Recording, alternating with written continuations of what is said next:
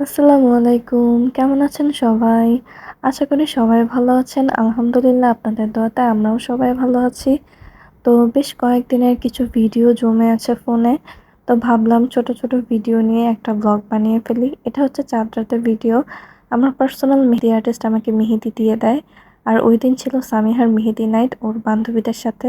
তো ডান হাতে মেহেদি দেওয়ার কারণে পরে ওর ভাইয়ের কাছে আসে বলে যে, "আমাকে একটু দিয়ে দাও।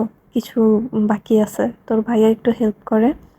এরপর ঈদের দিন সকালবেলা আমি ঘুম থেকে উঠে আগে খাবার-দাবার সব রেডি করি টেবিলে।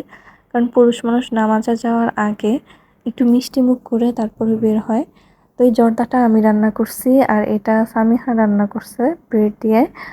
আর এই পায়েস হচ্ছে ২ আইটেমের সাবুদানার পায়েস, একটা ক্ষীর পায়েস। এই ২ টা হচ্ছে মা রান্না করেছে।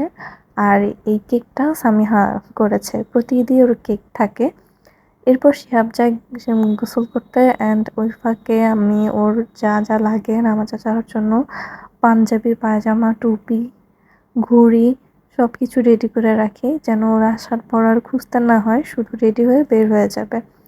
নামাজ পড়ে আসার পর শিহাব আমার জন্য কতগুলো বেলি ফুল নিয়ে আসে এবং এই বেলি ফুলের প্যাকেটটা হাতে দিয়ে বলতেছে যে ঈদ মুবারক। ওরা কবর জিয়ারত করতে গেছিল, ওখান থেকেই ওখানে বেলি গাছ আছে তো ওখান থেকে নিয়ে আসছে আমার জন্য। তো এই জিনিসটা কিন্তু খুব ভালো লাগে প্রিয়জনের কাছ থেকে বা প্রিয় মানুষের কাছ থেকে ফুল উপহার পাওয়া অনাকাঙ্ক্ষিতভাবে আসলেই ভালো লাগে। তো এরপরে আমি গোসল করে টুকটুক করে একটু রেডি হয়ে নিই।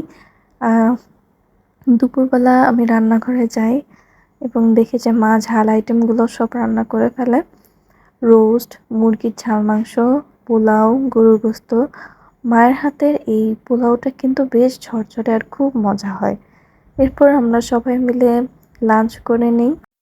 আমি, সামিহা, শিহাব, মা এবং আমাদের লাঞ্চ করার পরপরই আমার ভাসুররা, আমার জা এবং বাচ্চারা আসে। ঈদে ওরা আরকি ভাসুররা আসছিল সকালে, আবার দুপুরেও আমরা আসতে বলেছিলাম। তো সবাই আসছে, আড্ডা দিয়েছে, গল্প করেছে, খেয়েছে। খুব ভালো লাগছে আমাদের কাছে।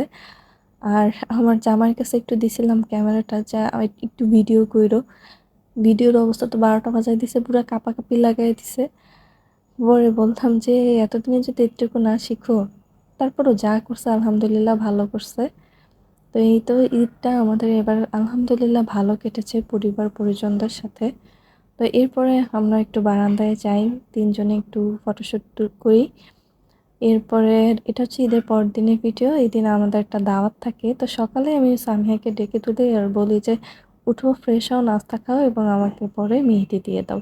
আর এই ডিজাইনটা আমার কাছে খুবই ভালো লাগে, এই পদ্ম ফুলের ডিজাইনটা। এরপর আমি মেহেদি নিয়ে টুকটুক করে চলে যাই শিহাবের কাছে।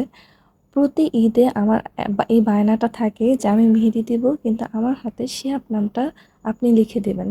আর শিহাব একটুও বিরক্ত হয় না। ও এই জিনিসটা খুব এনজয় করে। ও খুব আগ্রহ নিয়ে আমাকে লিখে দেয় আমার হাতে ওর নামটা। আর ওর যে রিং ফিঙ্গার থাকে ওইটাতে ও আমার নামটা লেখে, ওইটা সামিহাই লিখে দেয়। তো যেহেতু আমাদের দাওয়াত ছিল এবং শিহাব গিয়েছে নামাজে, তো নামাজ শেষ হলে পরে ফোন দিবে এবং আমরা বের হব। তো আমরা সবাই রেডি হয়ে বসে আছি, ওয়েট করতেছি যে কখন ফোন দিবে এবং আমরা বের হব। তো এর মধ্যে আমরা বের হয়ে যাই। দাওয়াতে গিয়ে আমি সেরকম কোনো ছবি বা ভিডিও নেইনি। আর এটা হচ্ছে পহেলা বৈশাখের দিন ভিডিও। ওইদিন সন্ধ্যায় আমরা সবাইকে দাওয়াত দিই, বলি যে, "ভাইয়া, ভাবি আপনারা সবাই আসবেন। আপনাদের সবার হালিমের দাওয়াত আমার বাসায়।"